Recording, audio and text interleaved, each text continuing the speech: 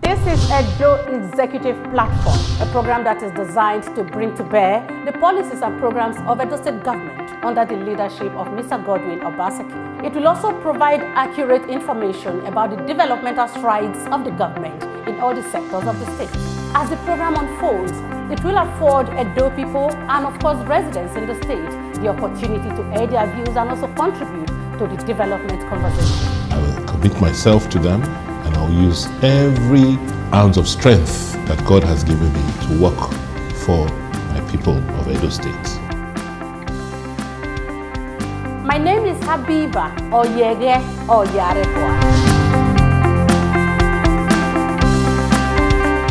The administration of justice is an important part of the legal system of any society.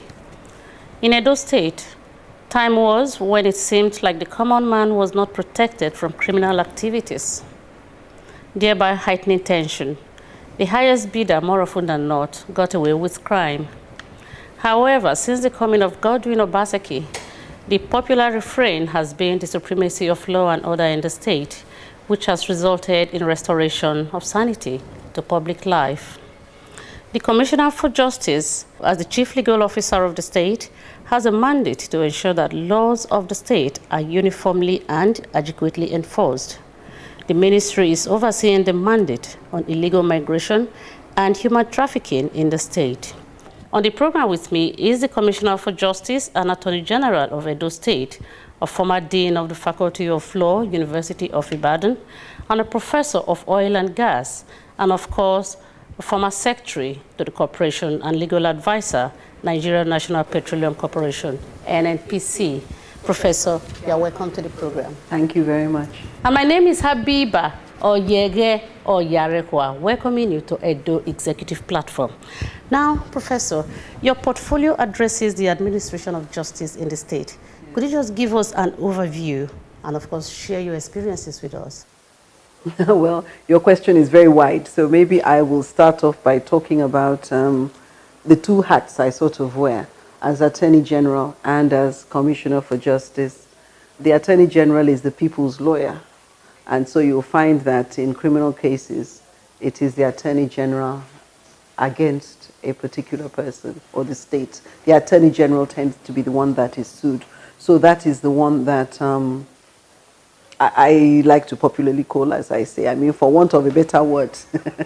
Yes, you know, the people's lawyer, the one that is a defender, the defender of the person, the defender of values, the defender of the rule of law.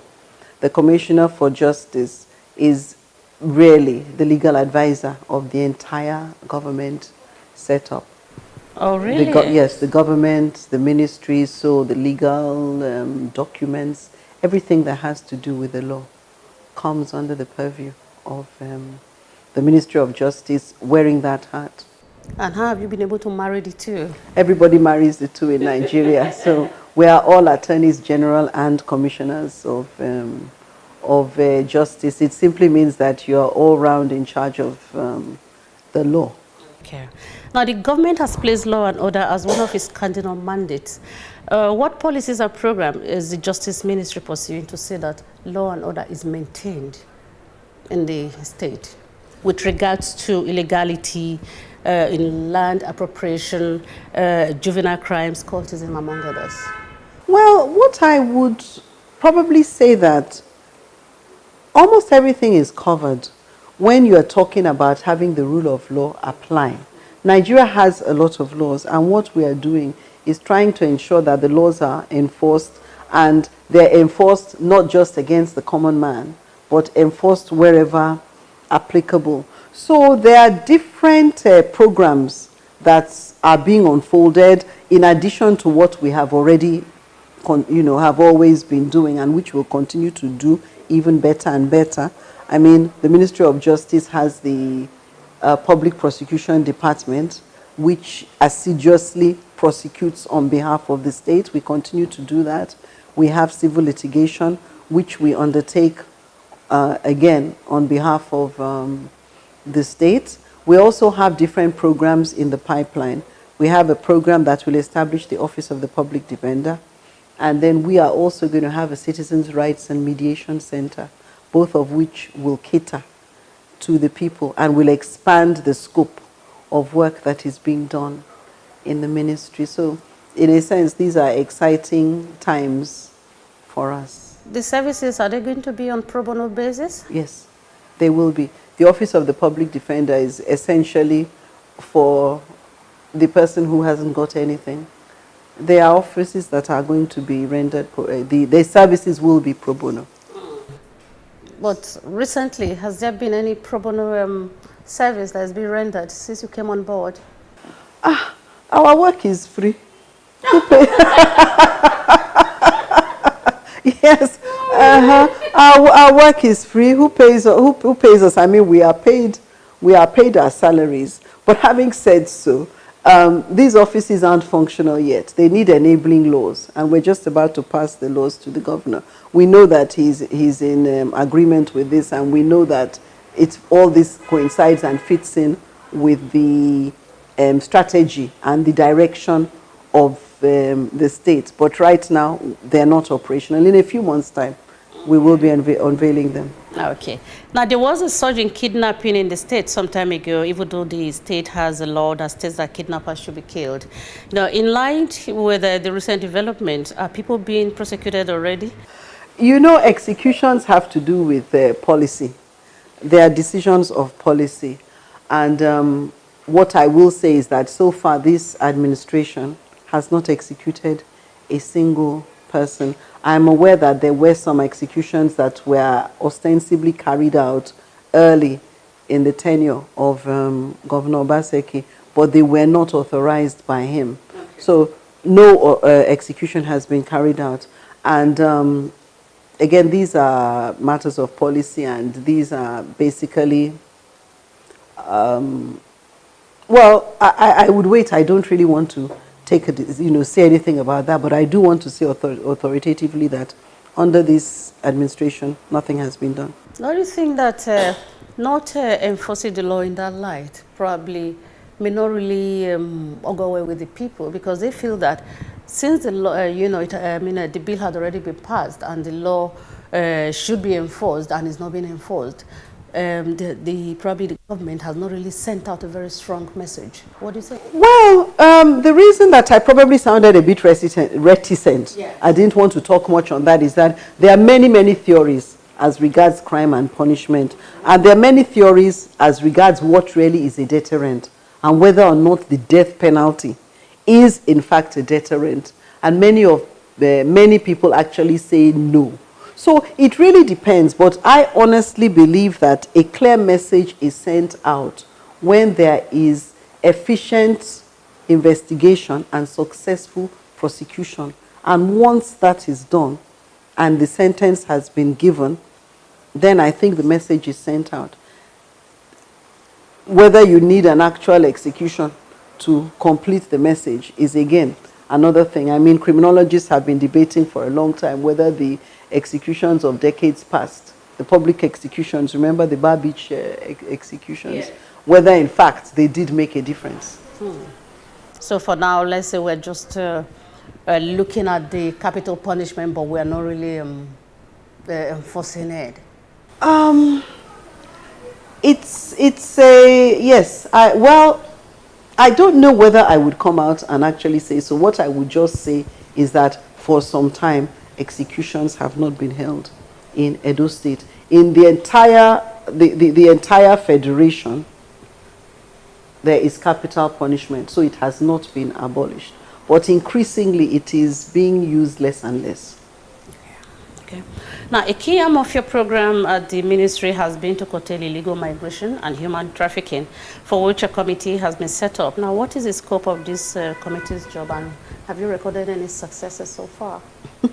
Okay, in the area of human trafficking, it's not strictly speaking under my ministry. I believe that I was made chairperson of the task force because, yes, because I'm Attorney General. So it was given to me in my capacity as the Attorney General because it is important for there to be teeth. If there are no teeth in the fight against human trafficking and all you're doing is social projects, at the end of the day, you're not sending out a very, very strong message. So yes, I am totally involved in it. I'm the chairperson of the Edo State Task Force Against Human Trafficking. And it exists independently of the Ministry of Justice, although the task force is headed by me. The secretary to the task force is also State Council, and State Council are also going to play very, very strong roles, because prosecution is an essential part of what the task force is doing.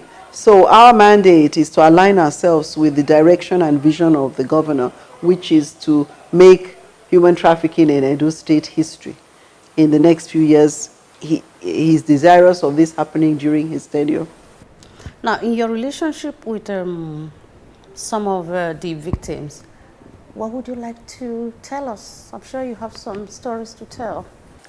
Well, I don't really know where to start from. The first thing is, the first thing I have to say is that they actually impress me very much, the victims, because when I see them, what I see are a lot of strong individuals, strong men, strong women, who have gone through a lot, who are very resilient, have suffered before leaving, because a lot of them are from very, very disadvantaged backgrounds.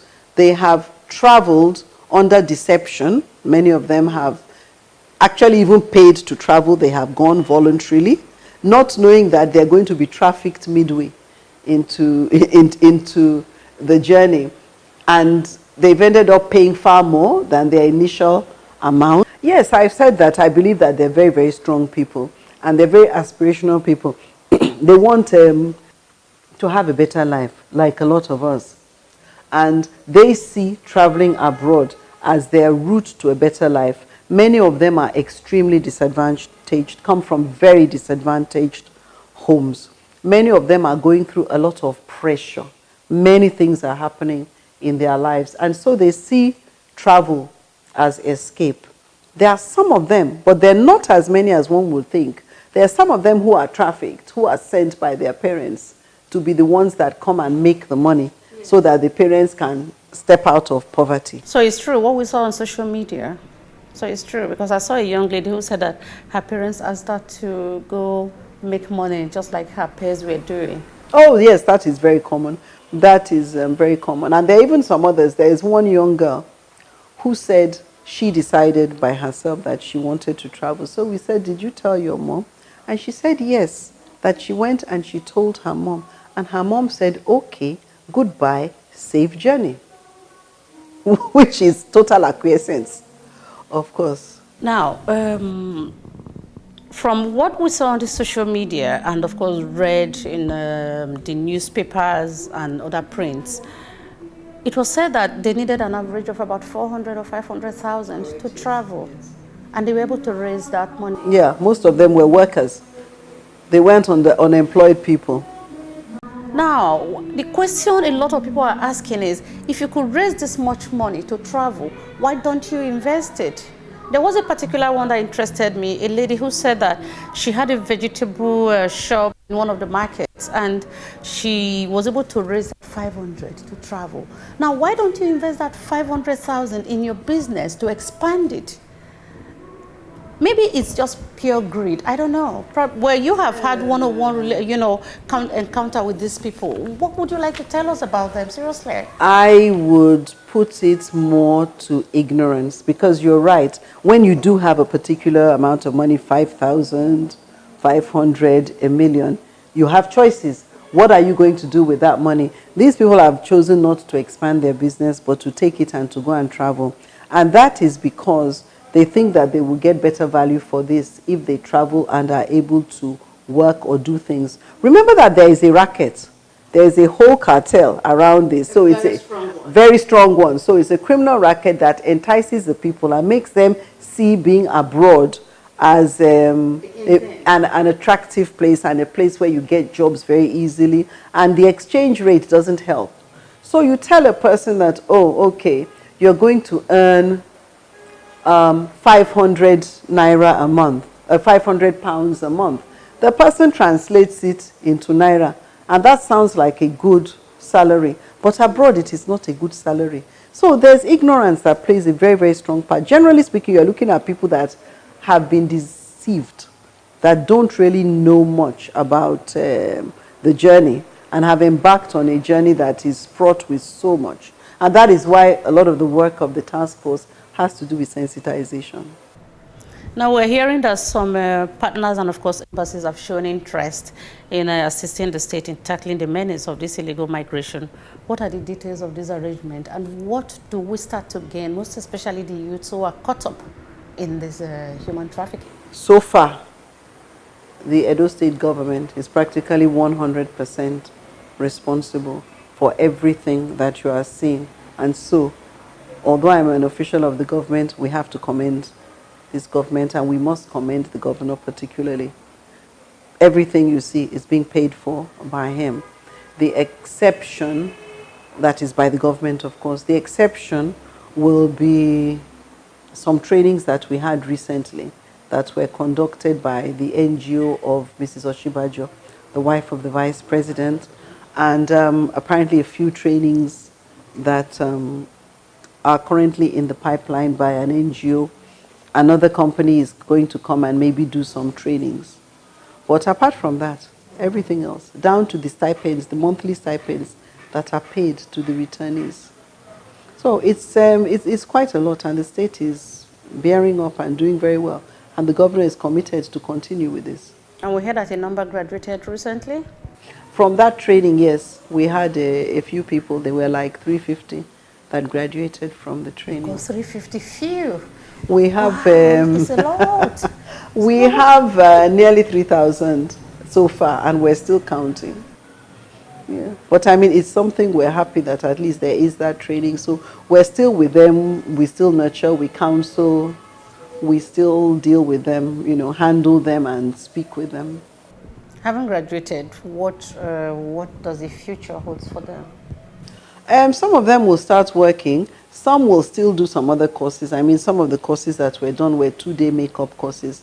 That's not sufficient to say that somebody is standing alone. Many people want to make up. Exactly. And my point is, for myself, I take a course as makeup as an additional course. You know, it's one of the additional things you do. A lot of people don't realize that God gave us different skills, so we could use them at different points in time. So if you have a makeup skill, you add it to whatever your main skill is. At a point in time, it can come in handy. So for those ones, there will still be some additional training. So we're still work in progress, really. We also heard that some parents were, should I say, insulting the government of Obaseki for not allowing their children make money for them. Is it true? Well, I don't know. I mean, probably on social media, there were some people speaking highly ignorantly. The people would have been dead in Libya or dead on the water. The truth is that for every returnee that has come, from our statistics, the average returnee has seen about 150 people die. So there's a lot of death on that road. And by the time you look, you say, okay, every time you see a load of returnees coming back, about 60%, maybe more, sometimes 70% are Edo people.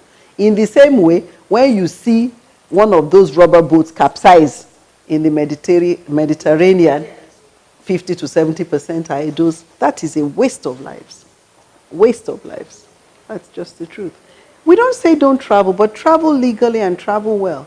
Travel in style, travel with a qualification. Oh, yes, travel in style. Yes, yes. Now, these returnees, are they really happy coming back, all of them? Because we know that, of course, there will still be some bad eggs who will be like, if you had left me there, I think I still would have had the hope of crossing. So are they, how are they? Some are very happy. Most of the ones I've seen are happy to have come back. But again, there's a process. So I guess we'll be able to talk fully once we have reintegrated them and they're standing on their feet. But generally speaking, if I haven't seen one that is unhappy, I believe there are going to be some that are unhappy. And I mean, you know, we are very resilient people. We're irrepressible people. And so I'm sure that there will be some who, after seeing several people, 150 people die, is still saying, oh, well, I still could have crossed. It is possible. What about medicals? We do medicals as well for them once they come inside.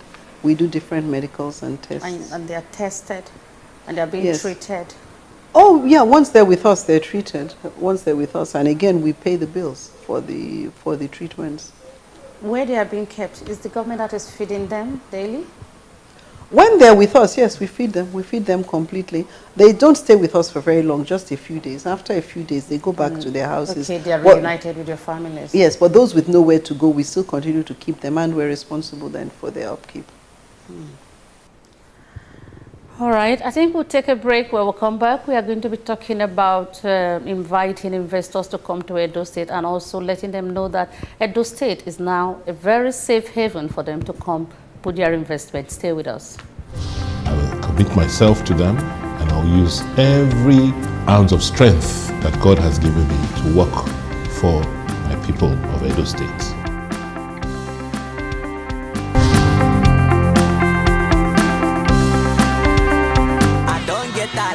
God do it. God do it. No, na God do it. No, na God do it. No. They don't get a lot of our digital governor. Governor Obaseki don't bring plenty brand new buses for Edo State. Consider Kule, go anywhere in comfort and jollimentation. For Edo Intracity bus, where everybody they call comrade bus, the people's bus. For Edo Intracity bus, you not go pay the money for inside the bus, but you go buy rechargeable card for 300 naira only. Inside the e-card, you'll get 150 naira, and you go to recharge them with any amount as many times as you like. Make you not throw away the e-card, you will buy this card for any of our ECTS office, for Ring Road, New Bini, all of our major terminals, or inside the bus backpack. Just put the card for inside the machine for the bus. Magam, you don't pay with that. Okay, them talk for school children are free. Stay for line as they enter ECTS bus. Not throw away the G or nyama anywhere. Don't forget to buy your ECTS bus card because now cashless service now. Edo Intracity bus service, bringing comfort back to transportation. God do it.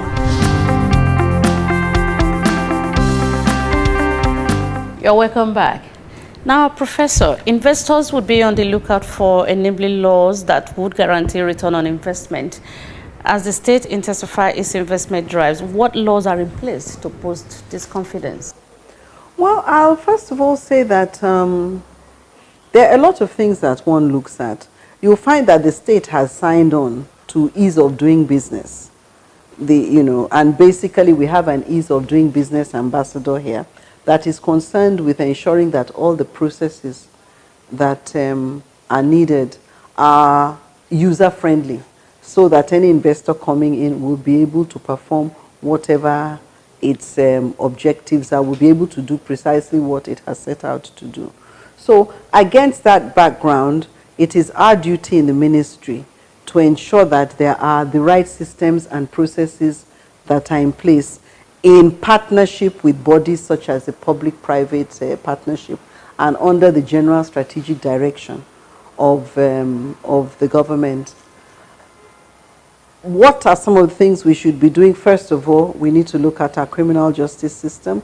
We need to ensure that it is functioning efficiently in every sense, and that is something that we are trying to do. We also need to look at our systems even for civil litigation and arbitration. And again, that is an area that the ministry is working in, although that is also something that has to do with the judiciary. But luckily, we have got a very sensitive and forward-looking judiciary within the state. So I'm basically optimistic that Benin can create the right environment. I would say that our primary challenge is security, but that is being assiduously tackled by the present governor, because above all things, you need to feel safe in a place where you have invested, in addition to knowing that you can get out your money. Talking about investment, would you like to give us a brief overview of the Alagodaru Summit? Well, I guess these are all, the summit will be seen from each person's personal perspective. It was a summit that I see as showcasing Edo State and also showcasing this present administration and its current efforts to industrialize Edo and to bring us very much to the forefront as regards investment opportunities. We want to be seen as a chosen destination for major investors in different viable areas of the economy. I would put it as a success. It was the first of its kind. It was a major conference, and I see that every year will be an improvement on it. We were also able to bring in quite a few people, and I think it's gratifying to note generally that increasingly more and more people are visiting Benin for investment opportunities, for different things, and so that is very positive. It's something that we need to highlight. All right. Now, as the Chief Law Officer of the state, your portfolio also covers supervision of law enforcement agencies in the state. What challenges does your ministry experience in ensuring synergy with state law enforcement agencies in line with Governor Obaseki's vision for a state where law and order is supreme, and what have you done to overcome them? Actually, we don't supervise. We don't supervise the law enforcement agencies. I guess you're talking about the police? Yes. The police is a federal agency completely. What we do is we work in tandem. It's a cooperative relationship that we have with all important actors in the justice sector. So we work with them. We have a very good cooperative relationship with them. We also have with all the other security agencies. So you might say that an Attorney General needs to have some people skills at the end of the day to be able to work optimally. I have not personally had challenges with them. You know that in criminal prosecutions, the police and the prosecutors work hand in hand. So we have to have a very good relationship, and that has been the case for as long as, to the best of my knowledge. I'd also say that even at the higher levels, there is a very, very good relationship. Without a doubt, if I call the Commissioner of Police, he's definitely going to listen to me at any point in time. So I personally have not had anything but cooperation with the different services here. But again, that is why I say it's good to have good working relationships with people. But at the end of the day, we are a state. We don't have state police. What we have is federal, but they have to work closely with us. We have a common objective. Neither entity is enhanced by crime all over the place or by cases that are gone wrong. So we recognize that there's a common purpose. But we are actually striving to be a place where investors come, they do business here, they are ready to sit here and even bring their families.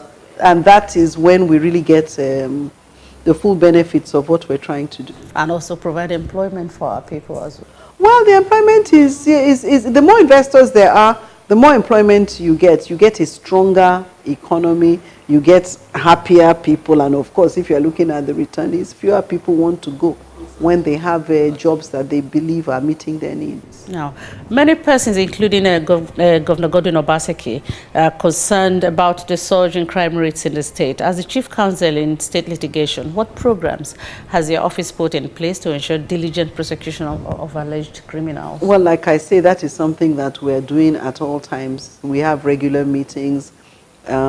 We discuss to ensure that whatever we're doing is absolutely up to date and in alignment with our objective. And I would say that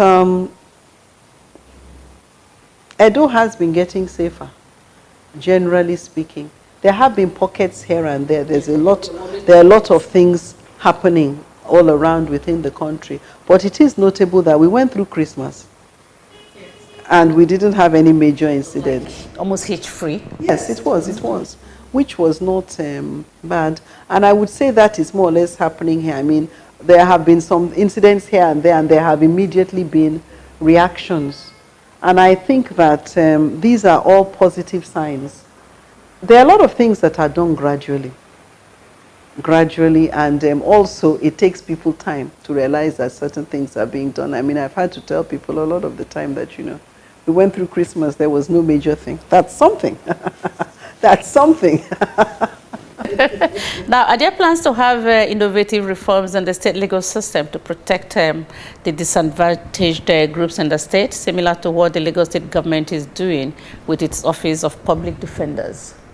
Well, yes, like I said, we also are going to have a public Office of the Public Defender very soon, in a few months' time. But also we're going very much into law reform.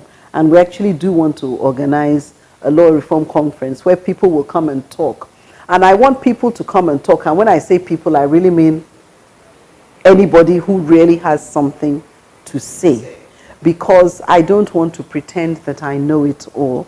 And nobody does know it all. You'll find that there's some areas that I need of reform, or then there's some areas that I need of new laws. And we really want to be able to sit down and know what we need to do to make this place a more conducive place for everybody. I mean, you talked, for example, I think you mentioned the disabled at a point.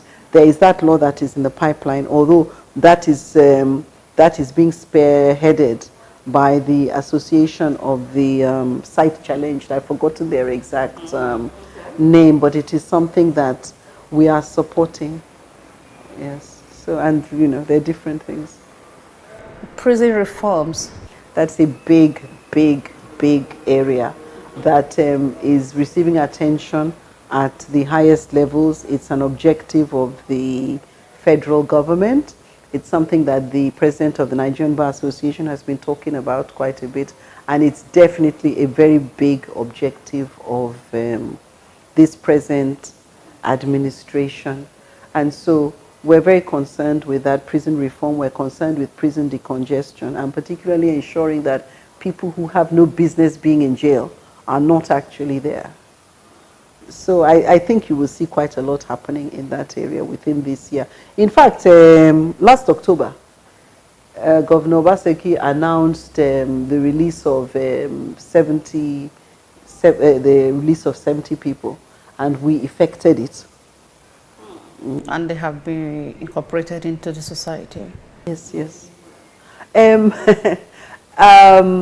I would say so. I mean, they're not doing badly. They're not doing badly, I would say, but we're trying to work out modalities to ensure that some of these things are done in a hitch-free. So that they can be monitored for some time.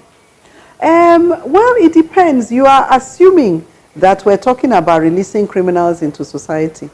No, that's not so. Okay, that is what the listener and the viewer is also thinking. Oh, not even remotely that. There are many people that are just sitting in prison awaiting trial, and they've been there for years, and many of them have not really done anything, or they've done things that are minor. Those people shouldn't be locked up. Even if they still have a case against them, they should at least be out on bail. The people are in jail because they can't meet their bail conditions. They don't have somebody that will stand surety for whatever the amount is, and it can be often a small amount. Some are in jail because there is an option of a fine, which is not much of a small fine, and they are unable to pay, and for that reason they are in. Is bail not free? Bail is definitely free. Bail is definitely free. So why is it that some people are always asked to pay certain amounts? No, they're not being. There's somebody that has to sort of stand as a guarantor of some sort, or it is the question of having somebody that will be able to guarantee you. To put it in very simple English. So at what stage is bail free? Bail is free. Maybe at the police station, but not in court or something? No, you don't pay. You don't pay to be granted bail. Okay. But there are bail conditions that have to be met. Okay. So that is, it is free. All right. Now, I would like you to give us a brief assessment of Obaseki's administration. What would I say? I know. What would I say? I would say so far so good, and I would say that he's a man with a vision. He's a man who has somewhere to go to. He's in a hurry to get to where he's going, and I think a lot of us in the team have imbibed that, and are also trying to ensure that we align ourselves with his administration. Okay. So I would say he's doing very well. I would say he's doing very well. There are a lot of things that he's doing that show that he's a very, very courageous man, definitely in the area of human trafficking. I can only say that he's a very courageous and determined person. What he's doing in the area of investment, I think, is great as well. He doesn't look at us and see us as just one local state, but basically as one that can achieve and be one of the leaders in Nigeria. So, even though I'm a part of the administration, I clap for us. Oh, yes. They are helping to take Edo State to the next level. And of course, there is no doubt that with these reforms in the Justice Administration, we are hoping truly that the people of Edo State get justice as equitably as possible, irrespective of their station in life. We'd like to say a big thank you to the Attorney General and Commissioner for Justice, Professor Mrs. Yinka Omorogbe, for coming on the program. Thank you very much. Thank you so very much, ma'am. My name remains Habiba Oyege Oyarekwa. Good evening.